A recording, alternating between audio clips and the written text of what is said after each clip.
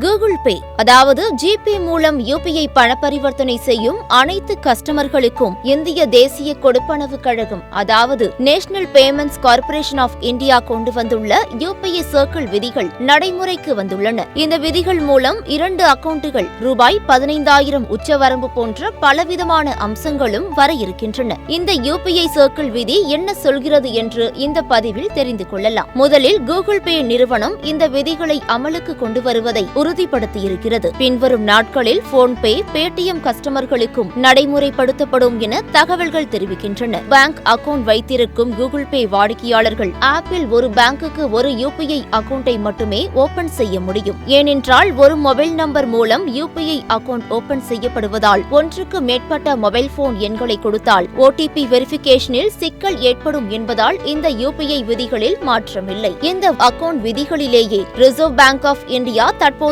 மாற்றங்களை கொண்டு வந்துள்ளது. அதாவது ஒரே பேங்க் அக்கவுண்டில் 2 யுபிஐ அக்கவுண்டை ஓபன் செய்து கொள்ளலாம். அதில் பிரைமரி மற்றும் செகண்டரி என்று அக்கவுண்டுகள் பிரித்து பணம் அனுப்புவதில் உச்சவரம்பை நிர்ணயித்துக் கொள்ளலாம். இதற்கு ஒரே ஒரு மொபைல் நம்பர் இருந்தால் போதும் என்று சொல்லப்படுகிறது. எனவே இரண்டாவதாக ஓபன் செய்யப்படும் யுபிஐ ஐடிக்கு எந்த ஒரு பேங்க் அக்கவுண்டும் தேவை கிடையாது. அதாவது பேங்க் அக்கவுண்டுடன் இணைக்கப்பட்ட மொபைல் நம்பரை வைத்திருக்கும் நபர் பிரைமரி பயனராக இருப்பார். இவர் அந்த நம்பரில் வழக்கம் போல யுபிஐ ஐடியை ஓபன் செய்து கொள்ள முடியும். அதன் பிறகு இரண்டாவதாக செகண்டரி பயனர் யுபிஐ ஐடியையும் அவரால் உருவாக்கிக் கொள்ள முடியும். இந்த இரண்டாவது யுபிஐ ஐடிக்கு லிமிட் விதிக்கவும் முடியும். அதிகபட்சமாக மாதத்துக்கு ரூபாய் 15,000 செலவு செய்யப்பட வரம்பு நிர்ணயிக்கலாம். அதேபோல இந்த வரம்பை குறைத்து 5,000 ரூபாய் அல்லது 10,000 ரூபாய் என்றும் லிமிட் செய்து கொள்ளவும் பிரைமரி பயனரால் முடியும். ஆகவே இந்த குறிப்பிட்ட தொகைக்கு மேல் செகண்டரி பயனரால் செலவழிக்க முடியாது. அதே நேரத்தில் செகண்டரி பயனர் பேமெண்ட்டுகள் செய்யும் போது அதற்காக அனுமதியை பிரைமரி பயனரே கொடுக்கலாம்.